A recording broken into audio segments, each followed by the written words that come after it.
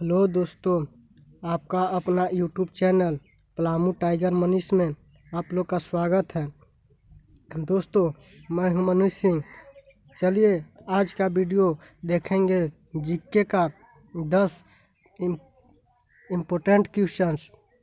इसमें आपके पास सवाल है, प्रत्येक क्रिया के बराबर और विपरीत दिशा में एक प्रतिक्रिया होती है। यह क्या है? ऑप्शन है आपके पास। देखिए, पहला ऑप्शन हो गया न्यूटन का गति विषयक प्रथम नियम। दूसरा ऑप्शन हो गया न्यूटन का गति विषयक द्वितीय नियम। तीसरा ऑप्शन है न्यूटन का गति विषयक तृतीय नियम। चौथा ऑप्शन हो गया उपरोक्त में से कोई नहीं।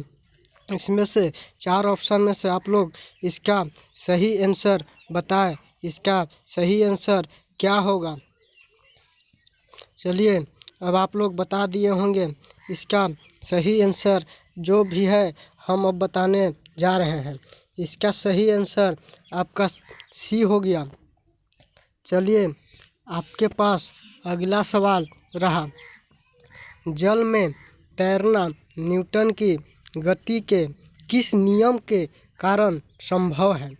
न्यूटन के गति के किस नियम के कारण संभव है?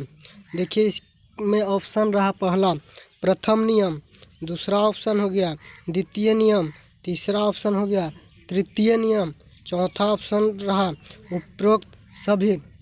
इसका आप लोग आंसर बताएं। चलिए, अब आप लोग शायद बता दिए होंगे इसमें कौन सा ऑप्शन होगा जो हम बताने जा रहे हैं। इसका ऑप्शन आपका ए हो गया तृतीय नियम। अगला सवाल रहा आपके पास, कोई पिंड तब तक विरामावस्था में ही बना रहेगा जब तक उस पर की बाह्यतम बल कार्य ही करता है। यह कथन किसका है? यह कथन किसका है? इसमें आपके पास ऑप्शन है, पहला ऑप्शन हो गया न्यूटन, दूसरा ऑप्शन हो गया आइंस्टीन, तीसरा ऑप्शन हो गया आर्किमिडीज, चौथा ऑप्शन हो गया गैलीलियो। अब इसका आप लोग आंसर बताएं कौन सा होगा। चलिए, आप लोग बता दिए होंगे इसका आंसर। इसका आंसर हो गया न्यूटन। अगला सवाल आपके पास रहा, बल की परिभाषा को किसके आधार पर व्याख्यायित किया जा सकता है? इसका ऑप्शन आपके पास गति के पहले नियम से, गति के दूसरे नियम से, गति के तीसरे नियम से, गुरुत्वाकर्षण नियम से। इसका ऑप्शन अब आप लोग बताएं कि इसका ऑप्शन क्या रहेगा। चलिए, अब इसका ऑप्शन आप लोग बता दिए होंगे। चलिए, इसका ऑप्शन हम बता रहे हैं। इसका ऑप्शन ए हो गया गति के पहले नियम से। अगला सवाल आपके पास, किसी पिंड उस गुणधर्म को क्या कहते हैं? किसी पिंड उस गुणधर्म को क्या कहते हैं जिससे वह सीधी रेखा में विराम या एक समान गति की स्थिति में किसी भी परिवर्तन का विरोध करती है?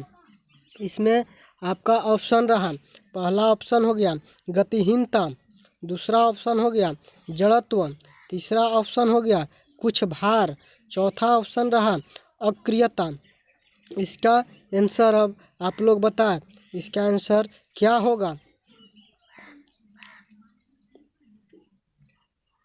चलिए, अब इसका आंसर आप लोग बता दिए होंगे। अब हम बताने जा रहे हैं कि इसका आंसर क्या होगा। इसका आंसर बी हो गया जड़त्व। अगला सवाल आपके पास, न्यूटन के पहले नियम को भी कहते हैं। पहले नियम को भी क्या कहते हैं?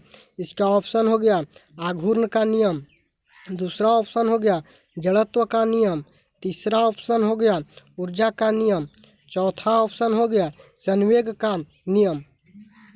इसमें से आप लोग बताएं इसका कौन सा ऑप्शन होगा। सब लोग ये वीडियो को लास्ट तक देखें और चैनल को सब्सक्राइब, लाइक और कमेंट के माध्यम से बताएं कि ये वीडियो आप लोग को कैसा लगा। चलिए इसका अब आंसर हम बताने जा रहे हैं। हमें उम्मीद है कि आप लोग बता दिए होंगे। इसका भी आंसर हो गया जड़त्व का नियम। अगला सवाल आपके पास, गाड़ी खींचता हुआ घोड़ा किस बल के कारण आगे बढ़ता है? चलिए आपके पास ऑप्शन रहा, गाड़ी द्वारा घोड़े पर आरोपित बल से, घोड़े द्वारा गाड़ी पर आरोपित बल से, घोड़े द्वारा अपने पैरों से पृथ्वी पर आरोपित बल से, पृथ्वी द्वारा घोड़े के पैर पर आरोपित बल से। चलिए इसका आंसर अब आप लोग बताएं, इसका आंसर क्या होगा। चलिए आप लोग शायद बता दिए होंगे। इसका आंसर अब हम बताने जा रहे हैं। इसका आंसर आप लोग का हो गया पृथ्वी द्वारा घोड़े के पैरों पर आरोपित बल से। अगला सवाल आपके पास, चलती हुई बस जब अचानक ब्रेक लगाती है उसमें बैठे हुए यात्री आगे की दिशा में गिरते हैं, इसको किसके द्वारा समझाया जा सकता है? चलिए देखिए, एनडीए ने 2011 में ये सवाल भी पूछा गया था। चलिए अब अगला बार भी पूछा जाएगा।